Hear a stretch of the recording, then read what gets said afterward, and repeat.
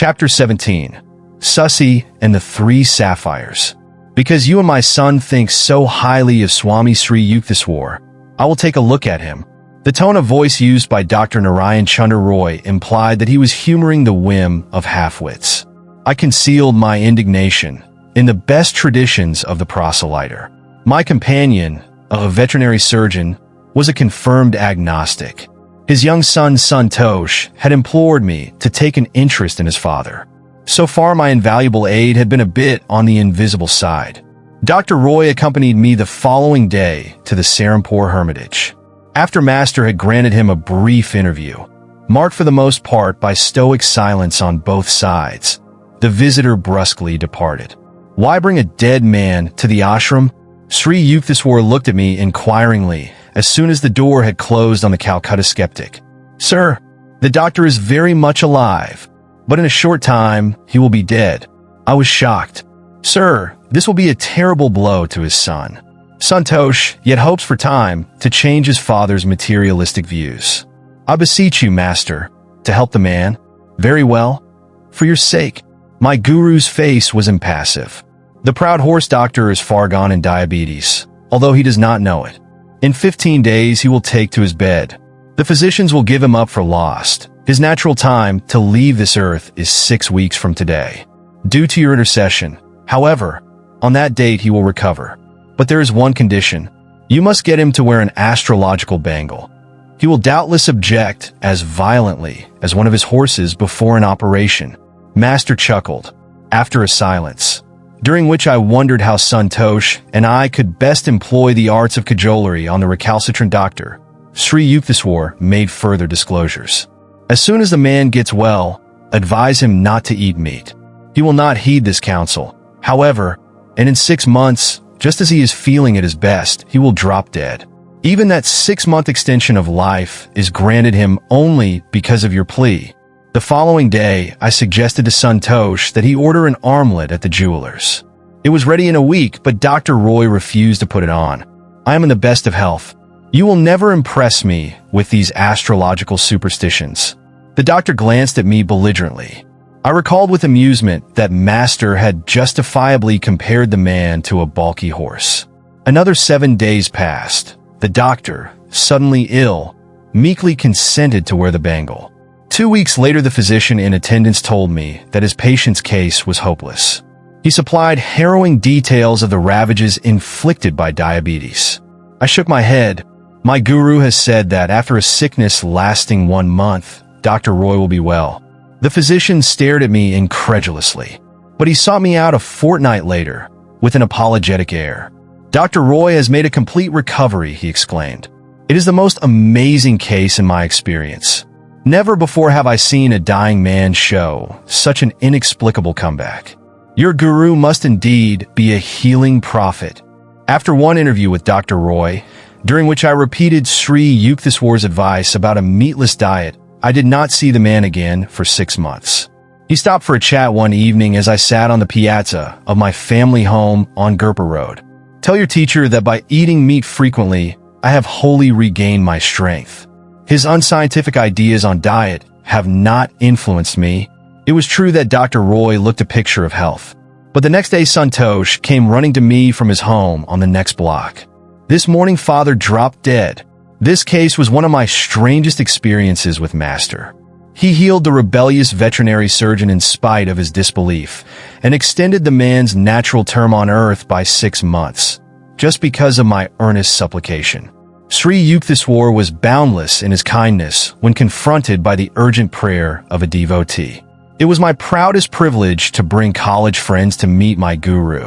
Many of them would lay aside, at least in the ashram, their fashionable academic cloak of religious skepticism. One of my friends, Sasi, spent a number of happy weekends in Serampore. Master became immensely fond of the boy and lamented that his private life was wild and disorderly.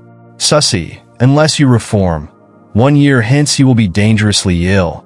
Sri Yukteswar gazed at my friend with affectionate exasperation. Mukunda is the witness. Don't say later that I didn't warn you. Sasi laughed. Master, I will leave it to you to interest the sweet charity of cosmos in my own sad case.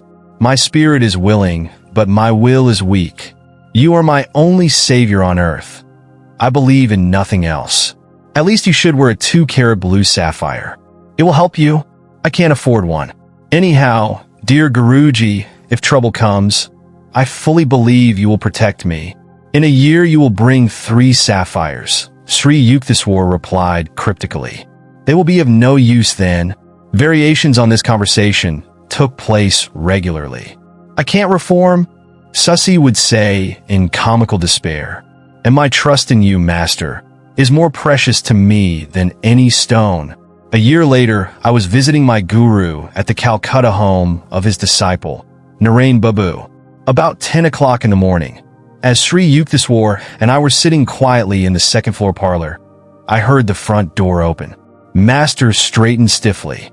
It is that Sasi, he remarked gravely. The year is now up. Both his lungs are gone. He has ignored my counsel. Tell him I don't want to see him. Half stunned by Sri Yukteswar's sternness, I raced down the stairway. Sasi was ascending. Oh Mukunda, I do hope Master is here. I had a hunch he might be. Yes, but he doesn't wish to be disturbed. Sasi burst into tears and brushed past me. He threw himself at Sri Yukteswar's feet, placing there 3 beautiful sapphires. Omniscient Guru, the doctors say I have galloping tuberculosis. They give me no longer than 3 more months. I humbly implore your aid. I know you can heal me. Isn't it a bit late now to be worrying over your life? Depart with your jewels. Their time of usefulness is past. Master then sat sphinx-like in an unrelenting silence, punctuated by the boy's sobs for mercy.